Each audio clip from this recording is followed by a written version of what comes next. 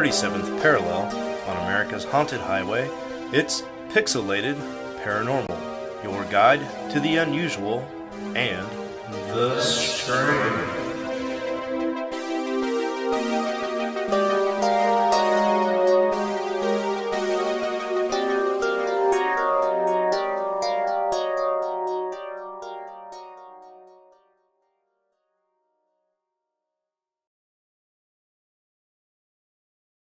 Is that your cue? I couldn't see you.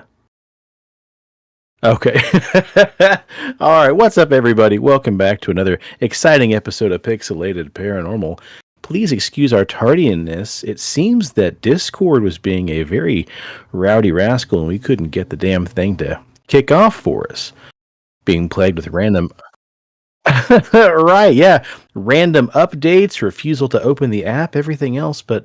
We're here now, and we're ready to go. Let's just double check the old audio. Yeah. Sweet. Okay. Awesome. Well, this here be episode 302. I, of course, am Sean. I'm drinking one of my final fleeting pumpkin beers of the year, and with me, as always, is Preston. Presto, how you doing, pal?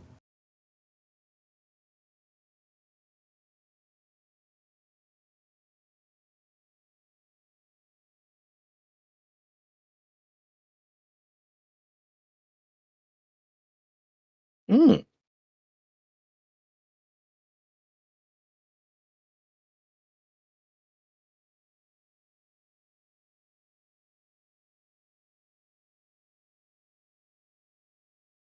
Mm-hmm. Hold on. Let's see.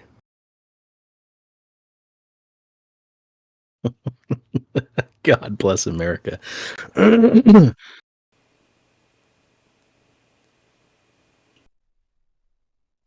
How about now? Is that better? I wasn't actually mute. My computer restarted and wanted to update everything, and it did not. How about now? There you go. I wasn't actually mute. It didn't capture my audio. Anyways, where was I at? What's up, all you cool ghosts and goblins? Well, hold on. Let's just take it from the top, man. How about that? Yeah, take it. What's up, everybody? This is episode 302, take two. I, of course, am Sean. I am drinking one of my last fleeting pumpkin beers of the year.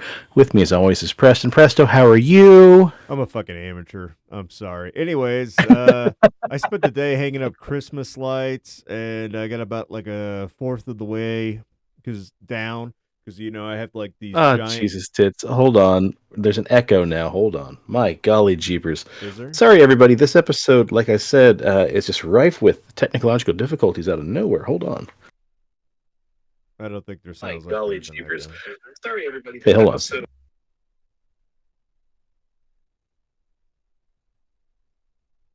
I'm going to keep talking so that you can hear my voice and say if there's an echo. Lazarus said we sounded good. Yeah, he said good.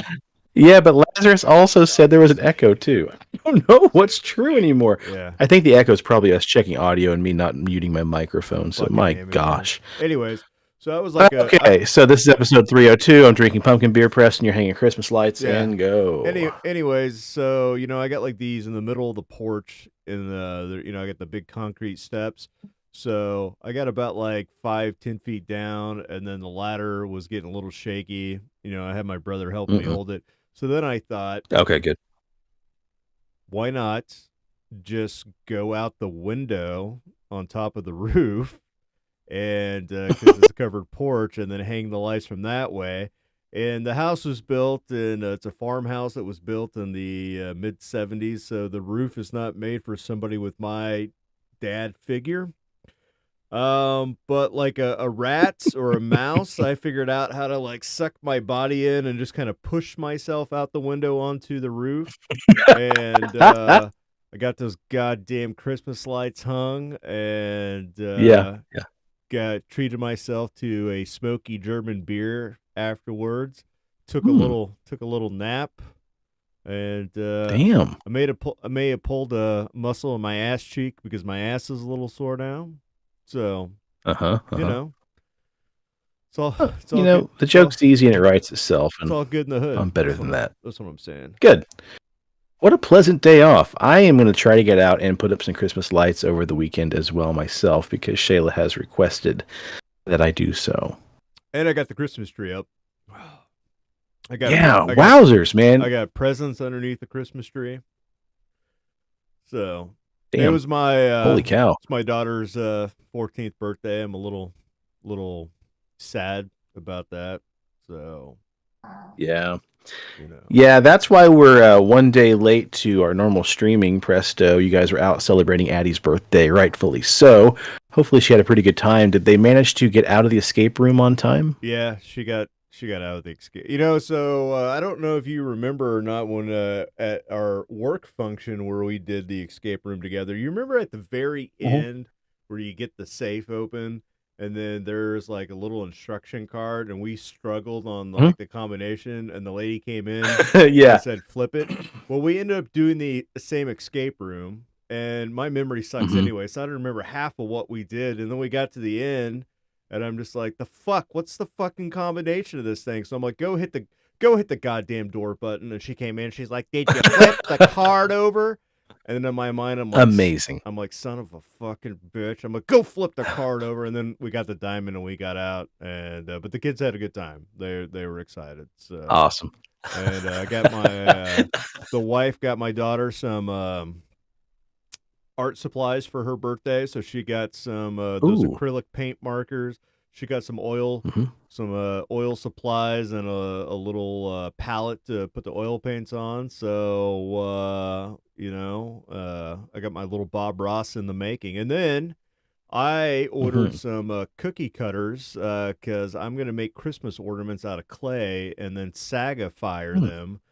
So I got Bigfoot, I got some zombie gingerbread cookies, I got a UFO abducting a snowman, and then I got the parts to build my very own DIY raku kiln so I could blow myself up in the yard.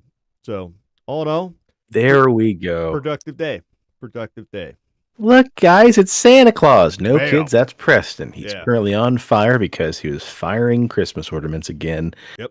In his white trash kiln. That's cool, man. I'm really excited you're getting back into the clay, and that's awesome that Addie's taken up after you as far as being an artist. Yeah. You mentioned Bob Ross earlier, and she certainly has the hair for it. She does. Yeah. That's awesome, dude. Hell yeah. Yeah, we still have Halloween decorations up. Those will come down this weekend, and we'll get Christmas started to be put up over the next week for Thanksgiving break. We have a lot of gnomes and little Nisi elves and stuff like that, so I'm pretty stoked to get those back up. And boatloads of mushroom stuff because, contrary to what Captain Scott says, mushrooms are the reason for the season. Yeah. Well, we're back with episode 2 of our return of the Revenge of the Mothman series. But before we get into creepy, scary tales of more strange, hulking, winged entities, Preston, you got any news to share with us, pal? Yeah, hold on. Speaking of amateur hour, let me get it pulled up here. God bless America. God bless America. It'll be quick, though, because it's the first thing that I saved in my news feed. So okay, fair. That's fair. A scientist claims that humans found life on Mars 50 years ago and then killed it accidentally. Uh-oh. That's right. An astrobiology professor has claimed that life on Mars was discovered 50 years ago but quickly eradicated. Dirk Schultz Markuk, a faculty member of the Technical University of Berlin, has made the sensational claim saying we may have got lucky with discovering extraterrestrial life, only to destroy it unintentionally. Prior to the Curiosity rover, NASA had launched the Viking program in the mid-1970s, sending 2 landers to the Martian surface. It's where we got the face on Mars, in case you didn't know. The mission, ahead of its time, managed to offer the first glimpse of the Martian surface to humankind. Not only that, but the mission also performed biological analysis of its soil with the primary aim of unearthing indications of life. The findings in the mission contained numerous geological formations that were consistent with the effects of substantial water flows. The Martian volcanoes and the slopes of it bore close resemblance to Hawaii, hinting at a prior exposure to rain. The lander also identified small amounts of chlorinated organics, initially believed to be contaminations from Earth. However, the subsequent Mars missions have confirmed the presence of native organic compounds on Mars, although in a chlorinated form. Once the Viking experiments involved adding water to soil samples, water infused with nutrients and radioactive carbon. It was introduced to the red planet's soil. The hypothesis stated that if there were potential microorganisms on Mars, they would consume the nutrients and release radioactive carbon as gas. Initial results indicated this radioactive gas emission, but the remaining results remain inconclusive. Schultz-Makuk postulates that they might have overwhelmed the potential microbes, leading to their demise. Many of the Viking experiments involved applying water to soil samples, which may explain the puzzling results. Perhaps the punitive Martian microbes collected for the labeled release experiments couldn't deal with the amount of water and died off after a while. It would be as if alien spaceships were to find you wandering half dead in the desert, and your would-be saviors decided humans needed water. Let's put the human in the middle of the ocean to save it. Well, that wouldn't work, would it? Humanity has been searching for life on planets other than our home base to see if we can become interplanetary species. Mars has long been touted as a potential candidate where this could be possible. Currently, the Preservation rover is traversing through the rough terrain of Mars. It is part of an international interplanetary relay team created to unravel the secrets of our neighborhood planet. Around 2008, a sample retrieval lander is expected to be launched from Earth carrying a NASA-led Mars rocket and small Mars helicopter. The lander will land near a crater near the rover, and the rocks collected by the Perseverance will be loaded upon the rocket. Notably, the lander needs to be close to Perseverance rover to facilitate the transfer of Mars samples and must land within 66 yards on the target. Fuck it, that's boring. Whatever. Anyways, we killed germs on Mars because we're assholes. Fair enough. It's what we do. Kill it all and then inhabit the remaining shell. Yeah.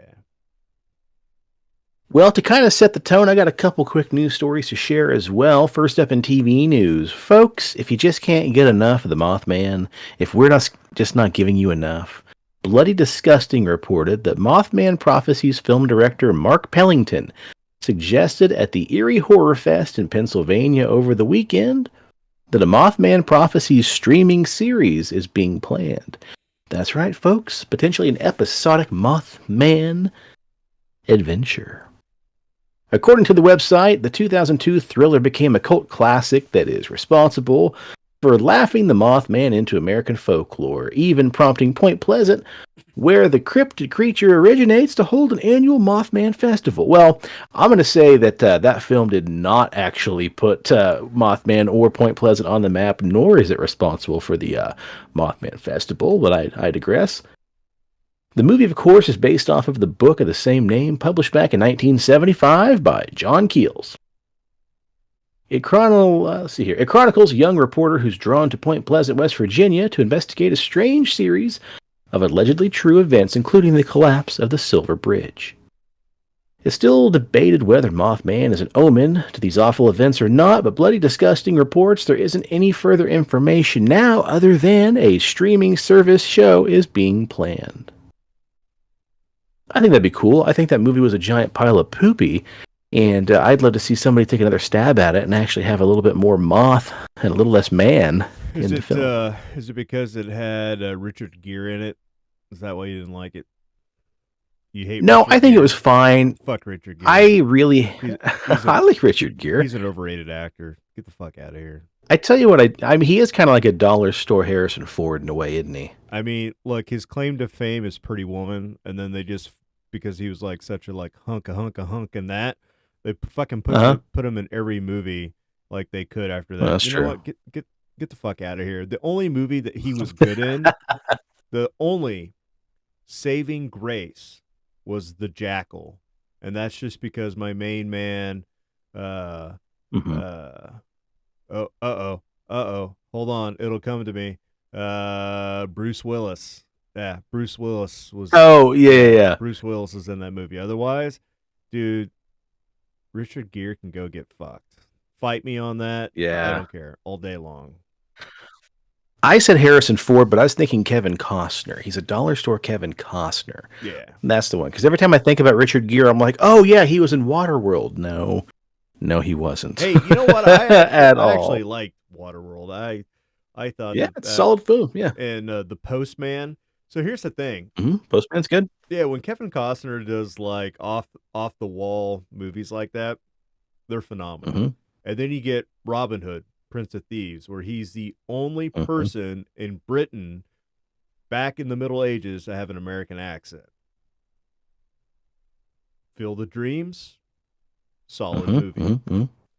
What was that? God damn it. He was in that movie, something about the other daughter, or where it... The Other Wife? No. So there was this, it was... 2015, 2014, somewhere around there. He stars in this movie where his wife recently passed away, so him and his children move out to a farm like in Ohio where they have like the mounds, and so the children start exploring the mounds, and she finds like this little wicker doll, and it slowly possesses her, and there's like ant people inside the mound. It leads to an underground tunnel, and so they're basically changing her body because they need a new female ant queen to reproduce. And dude, Kevin Costner is a fucking badass in that. There's this scene in the movie with the shotgun. Oh yeah, dude, like that movie flew under the radar, like nobody has ever heard about it. Go check it out. I mean, I'd Google it right now, but if I get my phone next to the mic, it's gonna fuck everything up. So, just Google search like Kevin Costner, other daughter, the not daughter, something daughter with Kevin Costner in it. I don't see anything in here. I do see that apparently there was a Field of Dreams Part 2 that came out, but I don't see any. There was a movie I was thinking of with Michelle Pfeiffer, like The Other Wife or something like that, where like he killed his wife and the ghost comes back or something like that. Does that ring any bells for you? Hold on. I've never heard of a film, The New Daughter. That might be it. That could be it, yep. Yeah. Okay, I'll bookmark it and check it out. Daughter. Yeah, you should do yourself a favor. That's fucking weird. Yeah. Yeah, and go fucking watch I mean, you were also very correct about that cannibal movie. What was that movie called? You know what I'm talking about? Yeah, I know. Ravenous. Ravenous. You were. Yeah. Kidding me. Yeah. That's a solid movie, man. Hell yeah. Well, it appears we also have another rabbit hole to go down because Lazarus just mentioned in the chat here that there are some pretty spooky things around the Mothman film and other people involved too. Mysterious, spooky stuff. So we got to look into that, man, for sure. Yeah. Well, moving on to our last bit of news here. Kelly Miller, the daughter. We should just hire Lazarus for free as a official producer of the show. Yeah, it's an internship. It's unpaid, but what you lack in money, you make up for in experience by teaching us how to do our job. Yeah, clearly. That's what we're telling you. You get paid for in experience, Lazarus. Yeah, and you can't buy that. Yeah. Okay, and our last bit of news. Speaking of Mothman and speaking of daughters, watch how I bring this all the way back around. Kelly Miller, the daughter of the original sculptor of the famous Mothman statue in Point Pleasant, the one with the shiny little butt, man, you know, the one that shows that he's just got two canned hams pressed together back behind his wings, has recently teamed up with a digital design engineer to scan the statue and create miniature replicas of the famous sculpture. She said, "My father made the statue. I'm really proud of it, and I know what he went through to make it. Real proud of his artistic talent." The team started the data collection process of 3D scanning the statue on Thursday. They said it takes anywhere from about a week to 2 weeks to be able to process all the data they scanned. It's a lot of data, a lot of files, and a lot of memory to process, so it takes a little bit of time. We got to spend some time to make sure that all the details in the model are exactly correct, and it'll probably take about 15 hours each to 3D print one miniature statue. They have to make sure they have it correctly to scale. Miller said she is aware of what the Mothman means to Point Pleasant, and she said that she's eager for people to be able to now take home such an important tenet of the community into their own homes. She plans on opening up a storefront for her business called Mothman Statue by Bob Roach on Main Street in Point Pleasant to sell replicas of the statue and other Mothman memorabilia. So that's pretty fucking rad. I just hope it's got those steel buns. Yeah. We still got to make that a mission for the podcast to go out there and check that out sometime. Well, presto, buddy, let's jump into the main story. You got a few speaking parts later on, but let's get right back into it tonight for part 2 of Return of the Revenge of the Mothman. Now, the series, of course, was spurred from the plethora of recent and more modern sightings of the bizarre large-winged humanoids, which, of course, are eerily similar to the general descriptions of what we know as the notorious Mothman of Point Pleasant, West Virginia. But strangely, these newer sightings have been appearing farther and farther away from the old mountain state, and thus many of this episode's stories are tales that have been pulled from, and only lightly paraphrased in parts, from Tobias Whalen's book, The Lake Michigan Mothman, published back in 2019. And I also have a couple stories I sprinkled in here left over from last week's show that were pulled from the same guy's website, singular14.com. Now, because the book is already written so well, it's worth mentioning that we haven't really rewritten much, and some of what we have to give official credit where credit's due to Tobias Whalen and his book, The Lake Michigan Mothman. And most of what we're sharing will be from the book's original context. And this book represents over 2 years of research by a dedicated team of investigators who have taken dozens of reports of weird winged humanoid sightings from around Lake Michigan and compiled them into a pretty nifty little book. Now, the phenomena described in these series of stories represent the continuation of a decades-long series of events that potentially span much farther, even past the first recorded encounters that were taken down from Point Pleasant, West Virginia back in the late 1960s. And like I said on the last episode, we originally took a pretty deep dive into Mothman back on our 66th episode, which was our first cryptid encounter. But the world itself first heard of Mothman back in November of 1966, when a series of sightings of a large black-winged creature with glowing red eyes took place in and around Point Pleasant, West Virginia. I also got to mention here, Preston, I don't think I realized until tonight, our original Mothman episode is number 66, which happens to be the same year when the first encounter happened. Oh shit, You think that's a singularity, right? Yeah.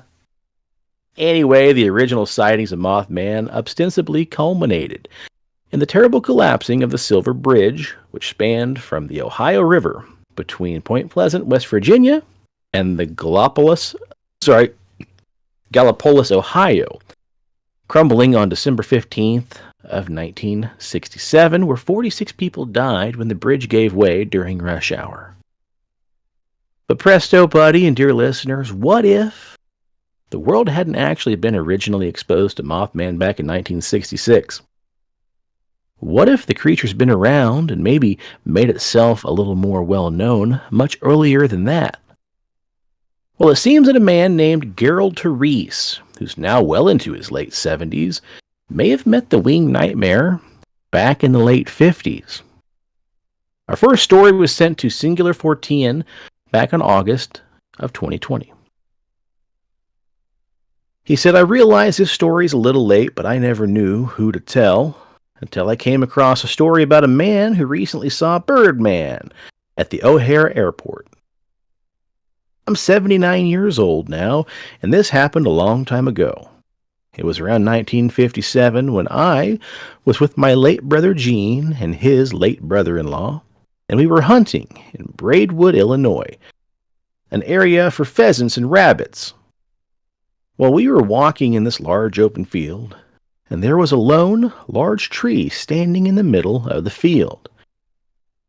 When we were directly underneath it, a huge man-sized creature sailed over our heads into the woods and across the road. We were stunned. We just looked at each other, too dumbfounded to even speak. I was a young teenager at the time, and it was early in the wintertime, mid-morning. The winged creature had the body of a large man with legs, but it was covered over the whole body with dark, tan-colored feathers. This happened so long ago, I don't recall what the face looked like, but I'm glad to tell this story to someone who has the knowledge of such creatures before I die. Now, he was asked if he had any other paranormal experiences, either before or since the sighting, and Therese said that he had an encounter at a U.S. Army station in Nike Hercules missile site in Northfield, Illinois, a few years later back in 1963. He said he was on guard duty at the time at our radar station. It was after midnight when I witnessed a UFO in the sky southeast of my location, maybe a mile away, around 1,000 feet above the terrain. I watched it for a few minutes before I made a phone call to our command offices in Arlington, Illinois, to report what I was observing. I was contacted a few days later by Dr. J. Allen Hynek.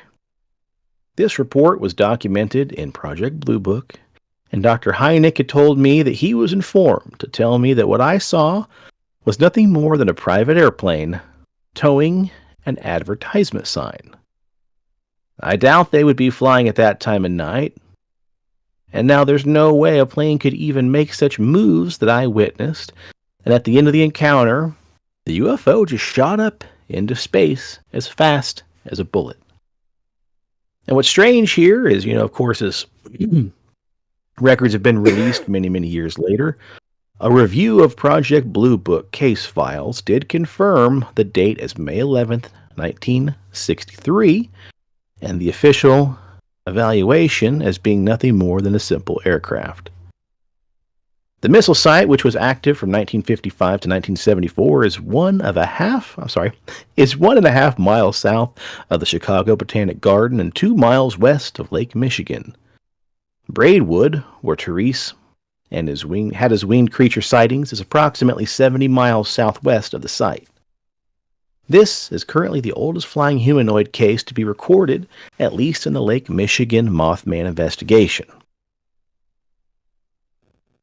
So even though the Silver Bridge collapsed and the Mothman flew away back in 1967, we know that this wasn't potentially the last time that we would see this creature, this giant winged titan of cryptids. So let's start our next journey just a few years after this horrible catastrophe and jump from 1967 over to 1969 on October 27th. Where a young man... Let me get a drink real quick. Sorry. Allergies.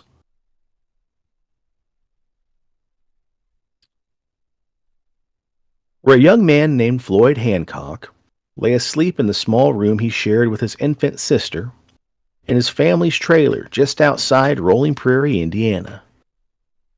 Recent damage to their home had left a hole in the living room ceiling that went clear through the roof, which the family had covered with a tarp until it could be later repaired. Young Floyd awoke in the middle of the night to hear a strange noise, followed by a disagreeable odor wafting through the air into he and his sister's room. And as he sat up in his bed, he also noticed a tall, winged humanoid hunched over his little sister's bed. Floyd froze in shock, taking in the full measure of the beast as it slowly turned to face him. And he said the creature might have been somewhere between about 7 and 8 feet tall, but it was hard to tell with the creature being crouched over. But it had huge, leathery wings and a muscular set of limbs that were very apparent. But what was also apparent was the creature's face. He said the creature's face had been thin and skeletal in appearance with sharp teeth and dark eyes. He screamed for his parents in the very moment, like any of us would have done, but of course, just like in any other good horror movie, his parents didn't come. Only Floyd's grandmother, who was staying with the family, responded when she heard his cries for help. But as soon as she arrived at the kid's bedroom, she was immediately frozen in terror by the monstrousness of this thing that stood before her, causing her to fall to her knees totally stunned.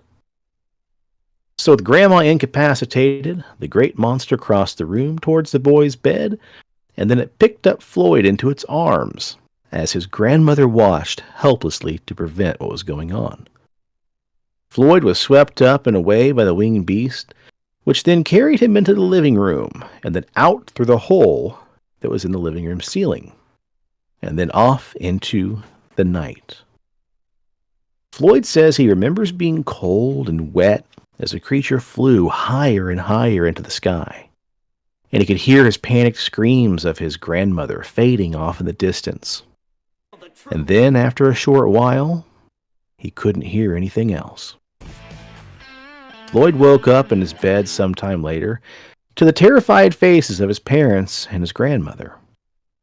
His parents had been put into some kind of strange hypnotic trance during the abduction and only regained their senses after the monster had disappeared with their son Floyd.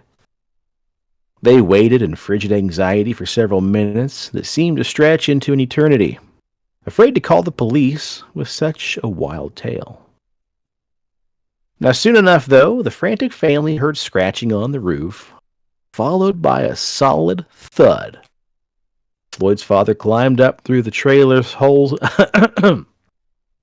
Floyd's father climbed up on top of the trailer through the hole to investigate the noise and found that Floyd was now laying there on the roof of the trailer, unconscious. He was brought inside, dried off, and then placed back in his bed. The family never contacted the authorities or sought medical attention out of sheer fear of the questions that could be raised.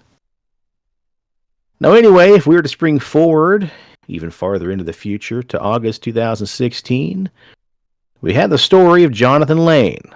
I mentioned his name on last episode, but it was too long of a story to tack on at the end of the last show, so here we are.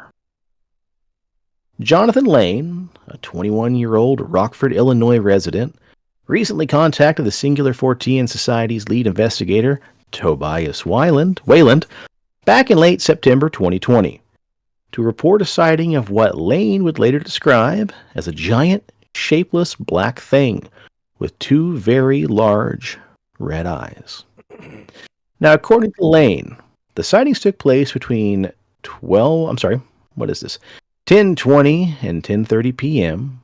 on August back in 2016, sometime before the school year had started. Well, it was very late. My mother works nights because she's a nurse, so I walk her to her car every night, and I walked her out to her car, and she got in it and then left.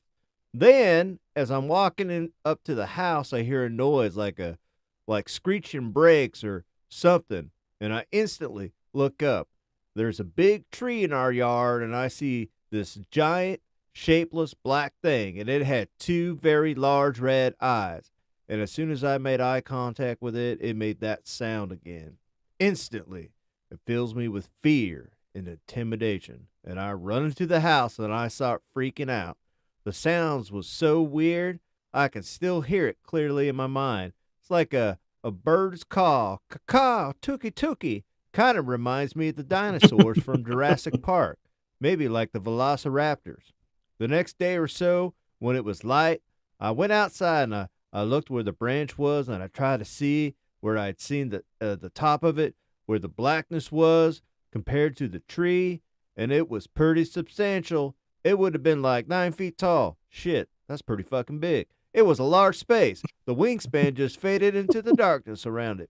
It was shapeless, but the eyes were, they were red, but I didn't see a notch above its head where I could see the sky. What really bothered me were the red eyes and how far apart they were. It just showed me how large it was. I'm glad that we got Southern Redneck Preston back. Yeah. Like many witnesses, Lane was met with ridicule when he initially shared his story and kept it quiet for years afterward, at least until he saw the Small Town Monsters documentary, Terror in the Skies. Was that me? That's you in the orange. All right, hold on. Can't kill two birds with one stone. So there I was. My father was there, and I told him about it, and he started laughing and making fun of me. He's like, fucking idiot. Anyway, so I explained, since I've just kept my experience very private, although I told my sister about it once, and she told me I was a fucking idiot too. And I just never really forgotten about it. I never knew what it was, but then I saw that documentary, Terror in the Skies, and it was just mind-blowing to see you guys talk about stuff like that, and I just wanted to reach out somehow. Have you ever watched any of the small town monster documentaries, Presto? No.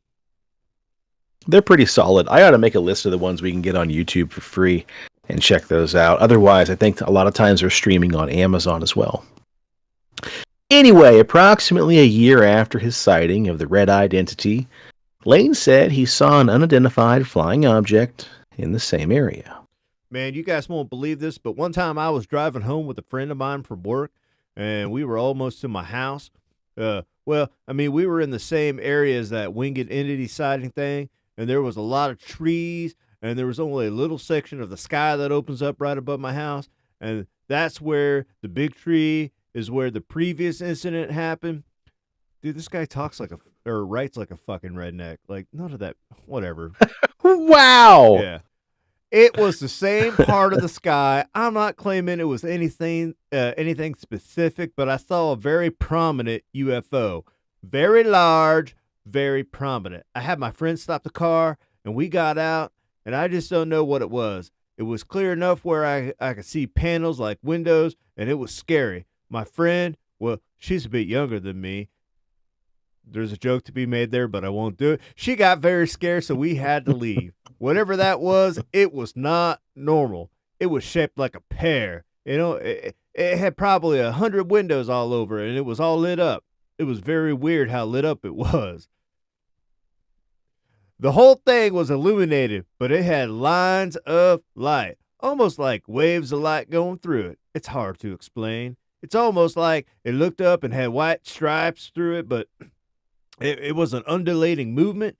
The very top of it was black, kind of like Mothman's head, and the very bottom of it was black, kind of like Mothman's body, but the center was illuminated, kind of like Mothman's eyes. I could see where it was being lit up, and it was like miniature squares making up the whole object. That's why I said at the beginning of the episode, lightly paraphrased, because I have no idea what the hell Preston's going to do as he ad-libs these. These are quotes taken directly from the books or the website, and Preston's having some artistic liberties. That's right. Whatever he saw, Lane's sightings have definitely had an effect on him. Man, both of these things bother me very much. We have a huge picture window in our living room, and it's a huge pet peeve of mine to make sure those curtains are closed, overlapping, so nothing shows at night. I don't want Mothman peeking in on me. You know what I'm saying? Anyways, I had a room in the corner of the house nearby that tree, and eventually I had to move rooms. He added that despite his fears of doing so, it felt refreshing to express his experience to someone, and that his main motivation for sharing them was to add credibility and make it easier for other people to come forward. Well, I'll be damned. Next up, we have the story of a woman named Paula. On April 20th, 2014, Paula was sitting near a window in the bedroom of her ground-level apartment near Lakeland Forest Preserve of Wakanda. Well, that's kind of easy, isn't it? When she saw a bright beam of light come shooting down across the street around 11 p.m. It was so bright and defined. Jesus.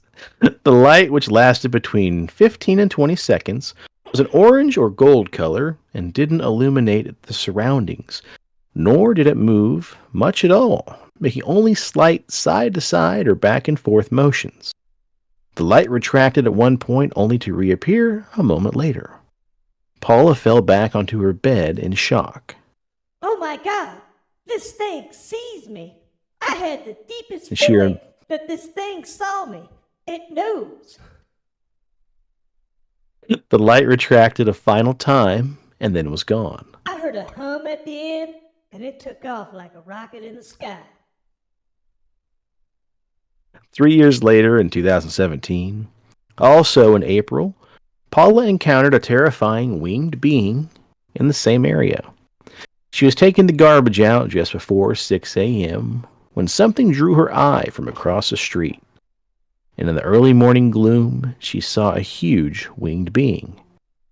Paula described the being as being perhaps 7 to 8 feet tall when standing fully erect, but it carried itself hunched over, limping along. It was completely black, and from what she could see, the upper body and the head were both covered in hair. The being had long, leathery wings, which were partially wrapped around the body as it moved towards Paula. Jumping forward similarly to watching someone move through a strobe light, the terrifying creature made an unnatural groaning noise as it advanced. That's kind of creepy. This thing's kind of like phasing in and out of, existence. That's just fucking wild. Paula felt a palpable sense of evil emanating from the bat-winged monster. Oh, Lord Jesus, baby Jesus, sweet little Lord Jesus, baby in a tuxedo. This thing is evil. I'm seeing evil. Fearing for her safety, she quickly turned to flee back into her apartment. After fumbling with her keys for a moment, she opened the door and turned around, terrified that the creature might be behind her. But it was gone. Paula said that she's only known a few of her neighbors personally, and unfortunately the one she knew had not witnessed either event. Although one of her neighbors, whom she said she was friends with, did take her encounter seriously. I don't know what to say, but I know what I saw. Fair enough. I mean, it's a nice little end cap there. Yeah, man. Did you like the Well, we Paula haven't- voice? Oh, man, did I ever. I did that for you. I did that for you. Yeah, I appreciate that. Well, we got one more story here of a similar being. This one comes from a woman who wants to remain anonymous in the context, but she says, "My husband was returning home last night on February 22nd at approximately 8 p.m. from a trip to Walgreens. While driving home, he saw something coming across the road from Dewfield Pond from the entrance on the Country Club Road in Woodstock, Illinois. He said it was approximately 1/3 the width of the road and about 8 to 9 feet tall, and part of it looked leathery, but he wouldn't call it leather exactly. He said he's interested in speaking to you about it, but this afternoon he didn't seem ready to talk. I've asked him if he could sketch out what he saw before he forgets, and he indicated that he's not going to forget what he saw. Just wanted to give you a heads up and wondered if you had recently had any other reports from the Woodstock vicinity." Now, shortly after receiving this report, another email was sent. The wife said, "The husband will call you tomorrow if that's okay. I was home when this happened, so didn't see anything. All I know is I believe my husband. I did go out to Dewfield this morning because we've had snow and ice and slush, just to see if there's any traces of whatever this was. There were a lot of tracks and prints near the entrance, mostly boot prints, but some didn't look quite like boots. However, it's hard to tell, so I took photos of the area." Now, what she has here, I didn't want to give you to put up on the YouTube. It looks like someone's boot print with maybe a dog print coming off the side. So if you kind of squint at it, it's like a weird two-toe Ninja Turtle print, but it's not really worth including. Now, the husband was able to speak over the telephone, and he said, hold on, this is kind of funny. He said he thought that it might have been a Bigfoot initially, but then noticed that it had a large set of membrane-like wings attached to its back, extending over the top of its head. He described the shape of the wings as that of a gargoyle. The body was about 8 or 9 feet in height and covered in dark fur. The arms and legs were well defined, and he didn't notice any facial features. He got an excellent look at the creature since his headlights illuminated it, and the light from the conservation area backlit the beast as well. The creature bears striking resemblance to the one described by an Indiana man who claimed to have been abducted as a young child back in 1969. So again, similar to Floyd's experience. He also stated that he had felt like it was a warning or a harbinger of some kind. He did mention also Nephilim in later conversations when discussing the encounter.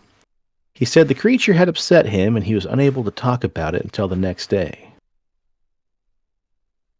Now, they did contact him later on February 25th by phone, and the unidentified witness confirmed the story that he had told to the Singular Fortean Society and said that he or his wife would visit the area and try to find better footprints in the mud. But they have not received any photos. They go on to show different photos of the area. It's your typical kind of, woodsy area in late winter with the trees all dead, lots of slush and everything else. Some ambiguous photos of footprints and everything else, but nothing else is really noteworthy here. And again, the article goes on to say this is just one of many in a string of sightings around Lake Michigan that begin back in 2017. So there's more here to share about the Lake Michigan Mothman sightings, but I got to finish this book because it's not just full of just tons of different sightings. It's actually written as a narrative to, the actual investigation that Tobias and his team went on to do. So that part's going to push us over into a what, Preston? Third episode. That we probably won't do for another 6 months, and maybe Isaac, you son of a bitch, will write us another song. No, I'll have this bad boy finished up by the weekend, and we'll be ready to go next week, buddy. Don't you worry. I'm not about that life of 3-part episodes that span the course of 4 months. All right, pal. Well, if there's nothing else to add, I just want to say thanks to everybody for joining us, for watching and listening along. Thanks for the live chat, Lazarus. We appreciate you, buddy. Oh, if you guys are watching on the YouTube, he said that fuck you, dude. You're not paying me in experience. You're paying me in beard balm. Yeah, that's very true. He also mentioned, too, that Birdman figures were prominent images on the mound culture ritual objects, so potentially ancient Mothman worship. Oh, boy. Oh. Well, speaking of YouTube, if you're watching us or live or, in hindsight, please like and subscribe. I've seen a little bit of an uptick in subscriptions on the YouTubes. Preston, where are we at right now? Do you know? 291. Very nice. 11 subscribers on Rumble. Man, apparently all those kooky conspiracists like to watch. They just don't like to follow directions and like and subscribe. Yeah. But man, those Dungeons and Dragon videos over there on Rumble, man, they're getting a lot of views. I'm shocked. I'm surprised. We got like 4 followers on Kick. So, hey, you know what? Thanks. We appreciate the love. Yeah. Maybe one day Kick will take off. Maybe it won't. I don't know. People on Rumble like 3 things: Pizzagate, Adrenochrome, and Dungeons and Dragons. Yeah. So we can effectively scratch one of those itches. Yeah. Yeah. Hell yeah. If you're on Instagram, give us a follow. We are at PXL Paranormal. On Facebook, we are the Pixelated Paranormal Podcast. Preston, why don't you hit me with some of that sweet, sweet Big Dobbs? Oh my God, dude. I'm like, I don't want to brag, but I really outdid myself. Not only for you, because I did this for you too, but for Alan, thanks, pal. But for Alan. Need a beard? I won't read this. Then I'll let you tell it to me and be surprised. Need a beard? Want a beard? Want to grow the best damn beard? Well, ladies and gentlemen, have we got a saucy night in store for you? Picture this: you and Richard Gere and the captivating movie, The Mothman Prophecies. But hold on tight, because we got something that will make this night even more unforgettable. Introducing Big Dobbs Beard Balm, now available in the classic scent. Get ready to unleash your inner Richard Gere with a beard that's smoother than his suave moves on the silver screen. You and Richard sitting side by side, engrossed in a thrilling mystery of the Mothman prophecies. As the tension builds, you'll be reaching for your beard, only to find it softer than the feathered touch of Mr. Gear himself. But wait, there's more. Use promo code PXLPARA at checkout and get a whopping 20% off your order. That's right, folks. You can save some cash while you prepare for your saucy night with Richard Gere and the enigmatic Mothman. Big Dob's Beard Balm, the secret weapon for a night of passion and intrigue. With our classic scent, your beard will be irresistible, just like Richard Gere is in his prime. So don't miss out on the limited time offer. Head over to BigDobsBeardBalm.com and again use promo code PXLPARA for that sweet, sweet, sweet 20% discount. Get ready to make Richard Gere jealous of your luscious, well-groomed beard. Get it all. Get it at Dobbs. Ah, nice. I think we may need to have Dobbs make us our official smell. And I think it should be some kind of musk with like leather into it, and it could be called something like, Mothman's leathery wings, or Mothman's leather musk, or dapper Mothman, or something like that. But I think we're getting closer now. We just got to convince him. The sacred Wendigo sack. That'll work too. Man, I'm racking my brain trying to figure out what the name of this movie was that had Michelle Pfeiffer and there's like a ghost wife that got murdered. I just can't find the damn thing. I know I'm going to figure it out as soon as I get off of here, but Michelle Pfeiffer and Harrison Ford. Was it Harrison Ford? Okay, it was Harrison fair. Ford. Yeah, because he was having an affair, and then he killed the mistress, and then she kept haunting Michelle Pfeiffer. Yeah. Yeah. Yeah. Well, damn, I'm looking and can't find it anywhere. But in the meantime, if you're in the Wichita area, please stop by, see Leslie and the rest of the gang at CD Trade Post, Pawnee, and Seneca. And also stop by and see our friends over at the Paranormal Experience food truck and also paranormal.cafe. All right, with that, I raise this mug of pumpkin beer and say cheers to the weird shit in the world and those of us that love to talk about it. And stay spooky and stay on the paranormal highway. The cast at Pixelated Paranormal would like to thank you for listening to this week's episode. Pixelated Paranormal is here to tell you tales of the fantastical, the strange, the unknown. Tales that will move you a little further down the paranormal highway.